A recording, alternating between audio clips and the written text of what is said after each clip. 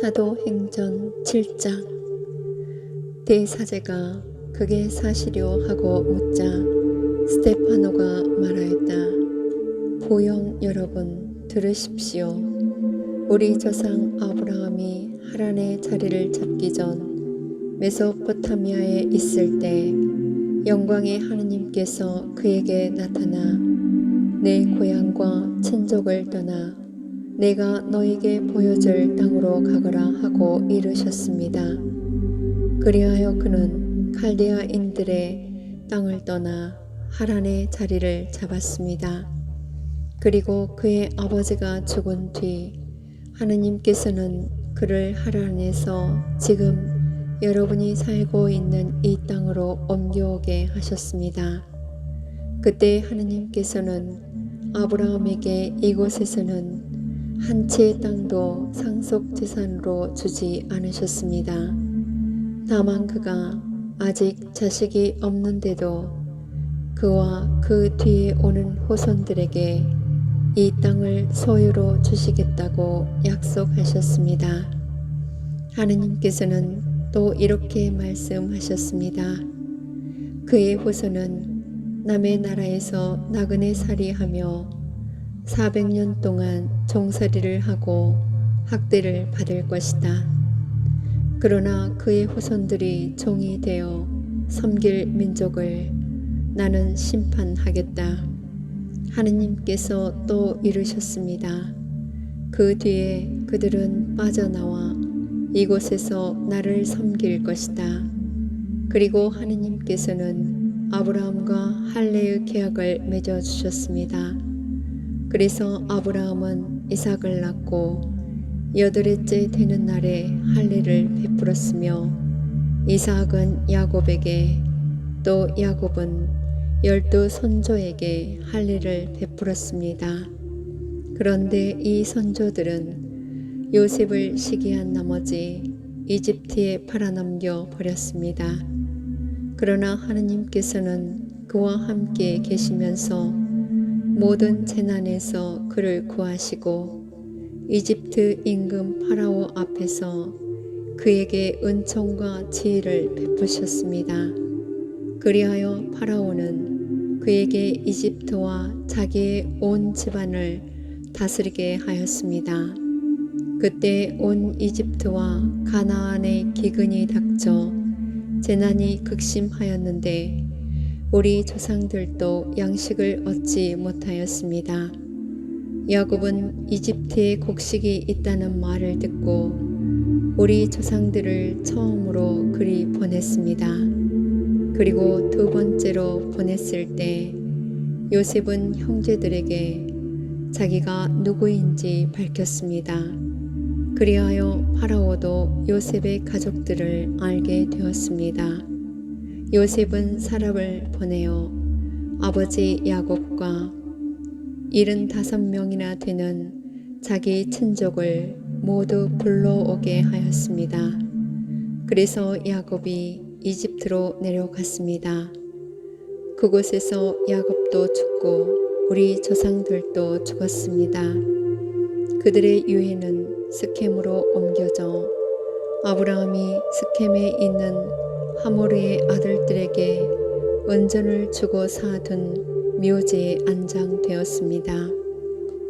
하느님께서 아브라함에게 다짐하신 약속이 실현될 때가 다가오자 우리 백성은 이집트에서 늘어나고 불어났습니다. 그러다가 요셉을 알지 못하는 다른 임금이 이집트에 군림하게 되었습니다. 그자는 우리 교례에게 강계를 부리고 우리 조상들을 학대하여 갓난 아기들을 버리게 하고 하나도 살아남지 못하게 하였습니다.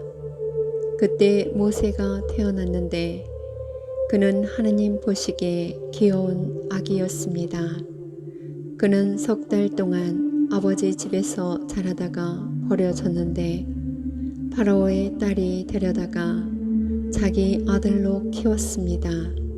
그리하여 모세는 이집트인들의 모든 지혜를 배워 말과 행동에 힘이 있었습니다. 40살이 다 되었을 때 그의 마음에 자기 동족 이스라엘 자손들을 찾아볼 생각이 떠올랐습니다. 어느 날 그는 자기 동족 가운데 한 사람이 부당한 일을 겪는 것을 보고 이집트 사람을 쳐 죽여 학대받는 그 사람을 도와주고 그를 위하여 안갚음을 해 주었습니다. 그는 하느님께서 자기 손을 통하여 종족들에게 구원을 베푸신다는 것을 동족들이 깨달을 줄로 생각하였지만 그들은 깨닫지 못하였습니다. 이튿날 모세는 서로 싸우고 있는 동족들에게 나타나 그들을 평화롭게 화해시키려고 여보시오, 당신들은 한 형제라오. 그런데 왜 서로들 해를 끼치는 것이오 하고 말하였습니다. 그러자 동료에게 해를 입히던 자가 모세를 떼밀며 대꾸하였다. 누가 당신을 우리의 지도자와 판관으로 세우기라도 했소. 어제 이집트인을 죽였듯이 나도 죽일 작정이요. 이 말에 모세는 달아나 미디안 땅에서 나그네 살이하며 아들 둘을 낳았습니다.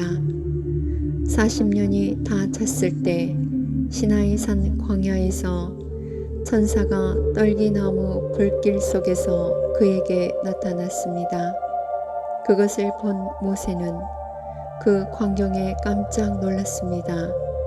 그래서 자세히 보려고 가까이 가는데 주님의 목소리가 들렸습니다. 나는 내 조상들의 하나님, 곧 아브라함과 이삭과 야곱의 하나님이다. 모세는 몸이 떨려 자세히 볼 엄두도 내지 못하였습니다. 그때 주님께서 모세에게 이르셨습니다. 내가 서 있는 곳은 거룩한 땅이니 내 발에서 신을 벗어라. 나는 이집트에 있는 내 백성의 고난을 똑똑히 보았고 그들의 신음소리도 들었다. 그래서 나는 그들을 구해내려고 내려왔다. 이제 가거라. 내가 너를 이집트로 보낸다. 이 모세를 누가 당신을 지도자와 판관으로 세우기라도 했소 하며 사람들이 배척한 이 사람을 하느님께서는 떨기나무에 나타난 그 천사를 시켜 지도자와 해방자로 보내셨습니다. 이 사람이 이집트 땅과 홍해에서 또 40년 동안 광야에서 이적과 표징들을 일으키며 그들을 이끌어냈습니다. 하느님께서는 너희 동족 가운데에서 나와 같은 예언자를 일으켜 주실 것이다 하고 이스라엘 자손들에게 말하니가 바로 이 모세입니다. 이 사람은 광야의 집회 때 시나이 산에서 자기에게 말하는 천사와 우리 조상들 사이에 중개자가 되어 살아있는 말씀을 받아 우리에게 전해 주었습니다. 그러나 우리 조상들은 그에게 순종하려고 하지 않았을 뿐만 아니라 그를 제쳐놓고 마음은 다시 이집트로 돌아가고 있었습니다. 그러면서 아론에게 말하였습니다. 앞장서서 우리를 이끄실 신들을 만들어 주십시오. 우리를 이집트 땅에서 데리고 나온 저 모세는 어떻게 되었는지 모르겠습니다. 그때 그들은 송아지를 만들어 그 우상에게 희생 제물을 바치고 자기들의 손으로 만든 작품들을 놓고 즐거워하였습니다. 그리하여 하느님께서는 그들을 외면하시고 그들이 하늘의 군대를 섬기게 내버려 두셨습니다. 이는 예언자들의 책에 기록된 그대로입니다. 이스라엘 집안아, 너희가 광야에서 지낸 40년 동안 나에게 번제물과 희생 제물을 바친 적이 있느냐? 너희는 오히려 몰록의 천막과 너희 레판 신의 표를 곧 너희가 경배하려고 스스로 만들어낸 상들을 떠매고 다녔다. 그러므로 내가 너희를 바빌론 너머로 유배를 보내리라. 우리 조상들은 광야에 있을 때 증언의 천막을 가지고 있었습니다. 모세에게 말씀하신 분께서 지시하신 대로 자기가 본 모형에 따라 모세가 만든 것입니다. 이 천막을 물려받은 우리 조상들은 하느님께서 자기들 앞에서 쫓아내신 다른 민족들의 땅을 차지할 때 여호수아와 함께 그것을 가지고 들어와 다윗 시대까지 이르렀습니다.